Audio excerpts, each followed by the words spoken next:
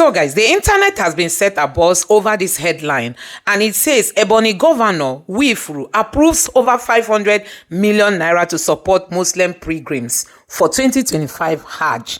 The question remains, when did Ebonyi State become a Muslim state?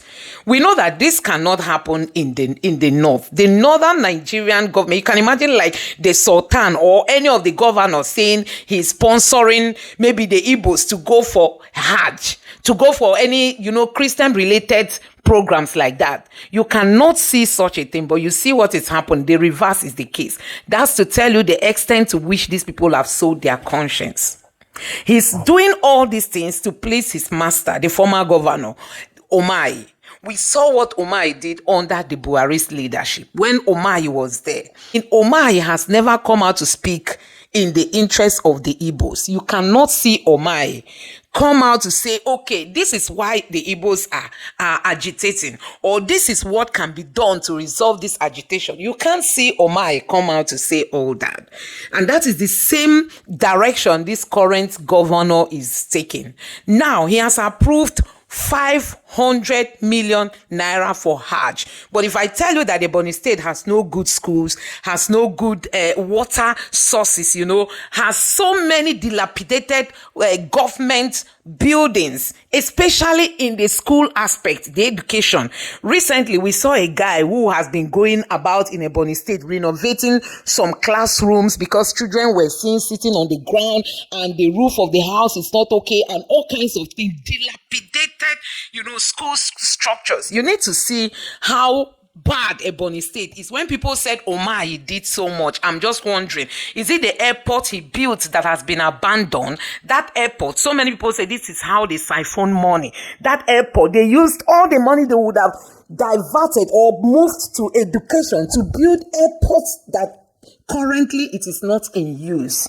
That's why when some people ask what the Peter Obi did in Anambra, I just keep wondering if they even understand what Peter Obi and how Peter Obi's tenure in Anambra State went. Peter Obi paid attention so much in education, and that is what he's still doing. You have seen him going around the country, donating money, giving people money from his own pocket, not to talk of when it was government money. Peter Obi invested so much in education, and guess what? If you watch the last debate of the governorship candidates from Anambra State, they were all calling Peter Obi did this, Peter Obi did this. Even this current governor, Soludo, they were all applauding Peter Obi's performance. So for people who say Peter Obi didn't, because he didn't build all these big, gigantic buildings.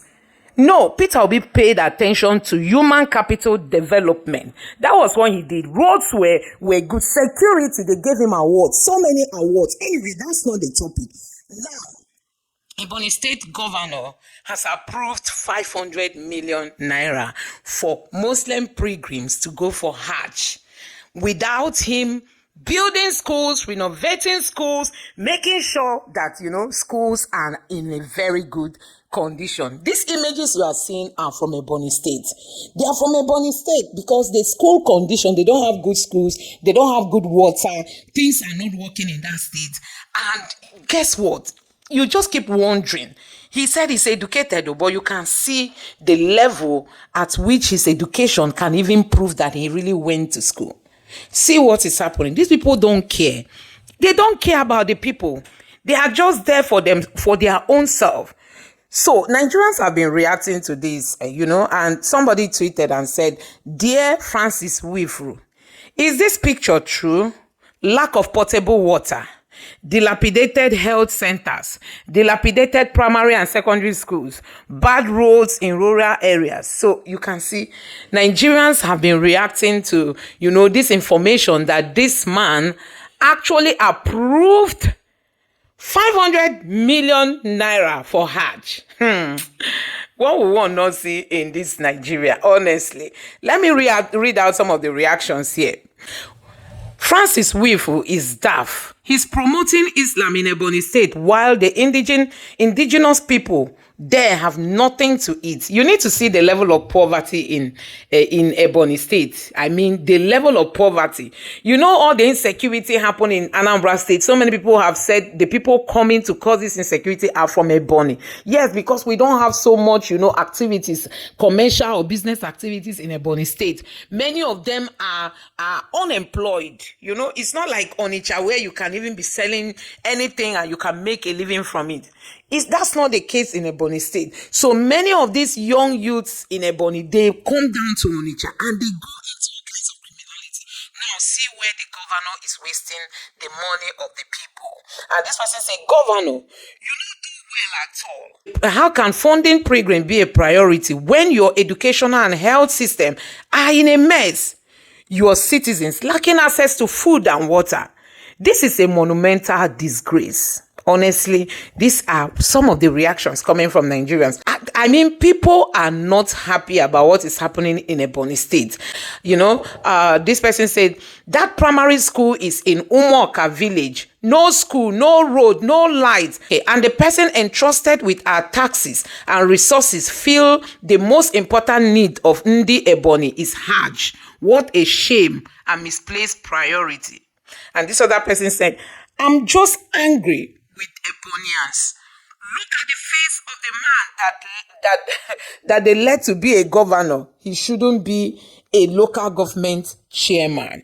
Oh my God, Nigerians are not happy with this kind of reports, So many reactions coming from Nigerians, and I'm just wondering how we got to this point. So guys, back to what happened in Ebony State.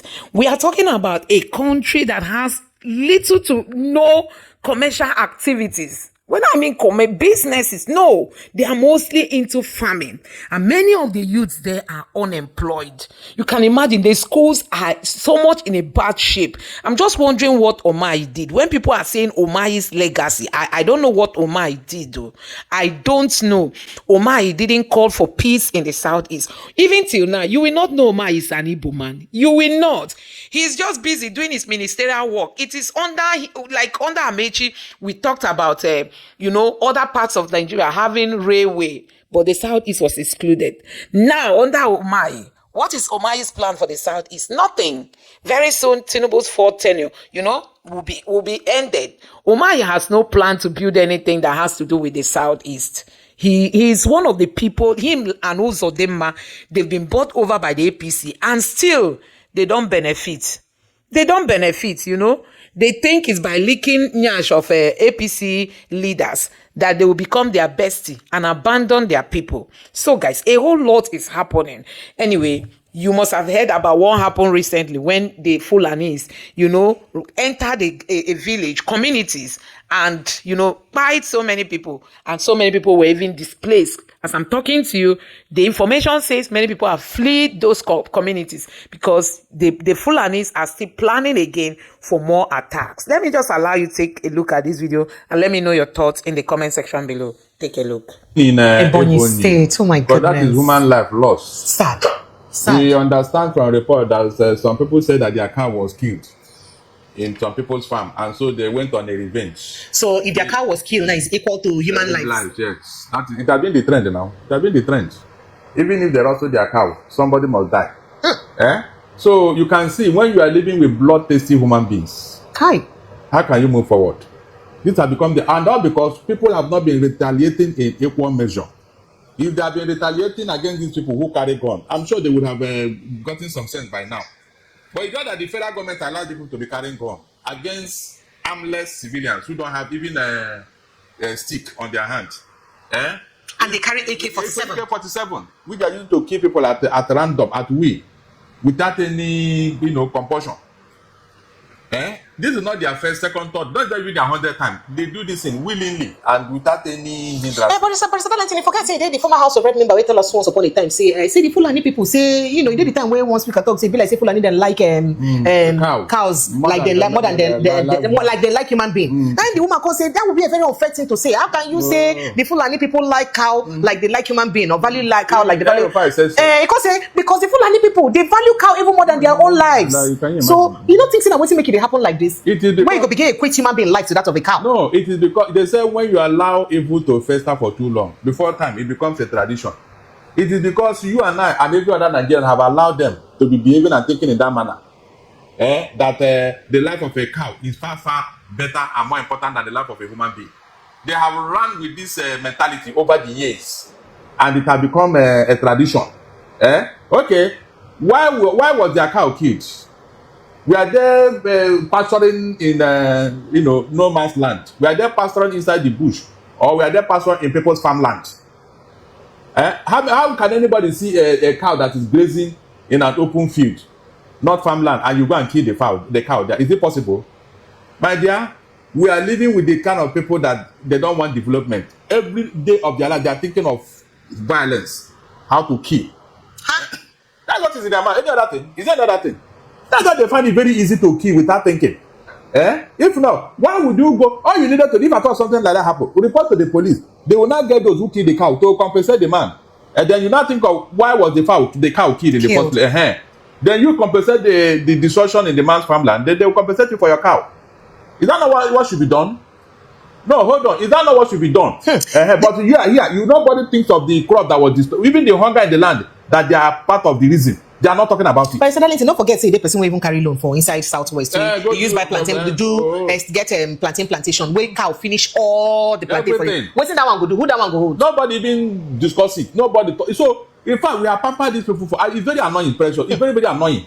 In a country where you say you have one nation, one law, then you are now elevating some group of evil men above innocent and diligent, hardworking Nigerians. But incidentally, for Zamfara State now, people for Zamfara State they fear because of they say George Bello and the guys them don't they resurface again. Say they fear with the kind of body language they see again. These are people when they say they follow squarely, don't they pursue them, they despise them. Say they almost on the closing of George Bello. Nah.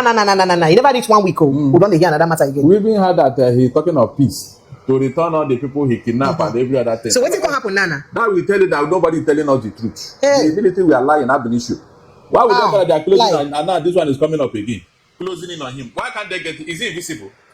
Precious, is told Bello invisible that they cannot get him. They don't use that one to add it to their whatever. Make statement that somebody say, yes, go and get him. Oh yeah, get him now. If the man is afraid, will you be hearing this type of news from the Zafara people? If he's afraid, he will be hiding now. All right, so we're going to enter inside straight to Lagos State politics, where maybe any moment from now we will hear say Obasa don't be reinstated as the Speaker of the House of Assembly after then come out and put somebody else in power, and they accuse them of plenty money for corruption. But this matter don't get as big. From commoting and because of plenty money, they say he spend anyhow to the fact say we come here say they say na first lady make them never call EFCC for him as they enter. Because people they say we think give Obasa mind to come back Nigeria when he be no day inside the country when they been pursuing you can't get my come back Nigeria for Tinubu Nigeria. That's what some people said. So right now don't hear some that Tinubu day, don't they appeal to the GAC and the other House of Assembly members and say they bring them back. So some no agree. Some talk say what do you think will come into the integrity after they don't follow fights? Why some no get choice because they get to obey the last order and all that. How you see this Obasa matter and the fact that they say maybe bringing him back, maybe they permanent, but not just so that he go rule for some time, they use a hand resign, make it not be like say he was embarrassed out of power. To what end is all this game? In fact, it is a pity. I pity the people of Lagos State where this thing is happening. How? I sympathize with them seriously. This place was supposed to be the center of excellence. I mean, when you say excellence in economy, excellence in politics, excellence in character, excellence in everything, excellence in principle. I mean, so where is this excellence now? Where is it? Where one man will decide what will happen, he can choose and discard. But listen, he can appoint. Lagos State has been the most functional state in Nigeria for a long time. I don't think so. I don't think so. I don't think so. Because every one of them in that house was appointed. Not elected? I said they were appointed by Tinubu. It's on record. They were appointed. So they didn't win election, is that what you're saying? I said they were appointed. None of them won any election. They were appointed. As the name was written, so it was announced. Did you not hear what Okocha told you that they do in Rivers State? And you think they are not doing it in Lagos State? That they write the names and the INEC will announce the result. Tony Okocha. Is that not what he said? So if such a thing can happen in Rivers, is it in Lagos State that it will not happen? Remember the primary that brought Sanwo-Olu inside to become the candidate of APC. The National Working Committee came from Abuja with INEC to come and observe the primary in Lagos State. They were in their hotel rooms that morning when they announced the result that Sanwo-Olu has won. They even got angry and said they are going back to Abuja. They will come back to conduct the election. Tinubu tell them that they should know what the election have been conducted, and that was it. So what are you not telling me? No, hold on. What with this type of development? What are you telling me? Obasa was there when they almost disgraced Ambode out of office, when they collected signature. A month to his leaving office, they still want to impeach him. It was the same man who said no, you should, because Ambode was threatening that he's going to open the Pandora's box. Before the now said no, okay, let us allow him to go. Is that not what happened? Ambode was in office when Sanwo-Olu was acting as a governor in this Lagos state. So what is that functionality of Lagos Assembly? We are there now present when this infamy was going on. That you have an assembly where two governors are operating simultaneously. So who told you? It's because the Lagos Ibadan president have told you that Lagos state is the only functional assembly, and you agreed. Okay, look at how functional they are now. Look at it. When they are deferring to one man, is that functionality? Is there anything they will do there now today that the Tinubu will not say yes or no before they will do it? They are not their own man. They are not. What is happening now have exposed everything. So House of Assembly took a decision on one of their own based on what they discovered about him, and you are now going to hold meeting somewhere to bring him back. But by when we been get this matter, you've been talking and also Tinubu direct them to come out. So they do like say no be him do. Of course. But now you get on the same day now. You see that talking and still him. So how is it that he took the decision before? He didn't know that Obasa have something. Maybe the man don't tell them say, look, if this thing happen, I'm going to do this. Yes, now that is what happened. For Obasa to have the muscle to even talk of coming back, that means he has something. For him to say that he has not been removed.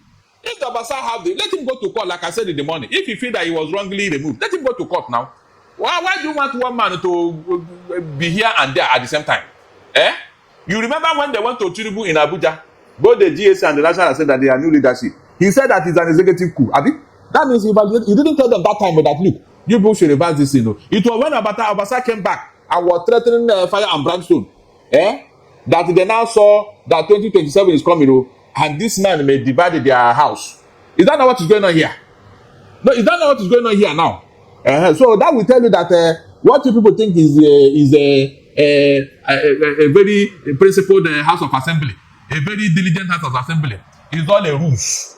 They are just there at the behest of one man. By the way, what is GSC? GSC is a corruption on its own. How? There is nothing like that in our constitution. Nothing. Somebody created it. Since 1999, they don't operate. I said somebody created it for his own selfish interest, and you can see it playing out. Why is it that they are divided over what? Who are those people? They don't have any portfolio, nothing. They were not created for selfish interest, like what they are doing now. What is their role in Lagos State? What are they doing? A governor is elected. He has all the commissioner. He has all the SA. He has all the advisors he needs. Why would you now bring a GAC that the governor is not in control of? Can you imagine? What is the role of GAC? Mention any other state that have that kind of nonsense as a body. What are they doing? So, Barrister, how you see this playing out because of time? It's going to cause problem, and I pray that the problem will continue so that we now know exactly what is going on. God forbid. So, what kind of inside this? Why do you say God? All the other people they disgrace out of office with these same people. Obasa was there when they did all this. Barrister, you remember one former NHIS boss? We don't be very vocal about Tinubu administration and the hardship where we say because remember them now where they always talk for media houses. They don't call them. Arrest them. Now they somewhere they go to chill somewhere for prison to the wait. People say nothing they wrong because the man actually been get the cases to answer. Nothing they wrong with this administration calling them back to come and answer the case we get to answer. But some people they talk say they look at him as vendetta because of the things where you talk about Tinubu. You see him like that. Of course, because people have said worse than that man. And no, but N551, you know what he did and what he said against Tinubu. Abi, you have been hearing N551 now. He even threatened that you go to court against Tinubu some time ago. Why was he not arrested? Are you telling me that N551 is so clean that he cannot be taken to court? You know of a certain 400 billion that the state is accusing him of. So why can't somebody tell the state assembly, the state government, to take him to court? So you think it's not systematic way to silence dissenting voices? Of course, they look at those who don't have political weight. If you don't have any political weight, they will handle you. All right, but they feel that you have political weight and you can make trouble. They will cleverly avoid you, as if you didn't do anything wrong. Thank you, Barrister Darlington. Thank you so much. Well, that's the size of our package. Just to give you a brief update of what's happening in the country. My name is Precious, and you kindly subscribe and ensure you follow us like a village people. Turn on the notification button. Barrister Darlington, thank you so much for joining me. You're welcome. Thank you. All right, I'll see you next time. Bye.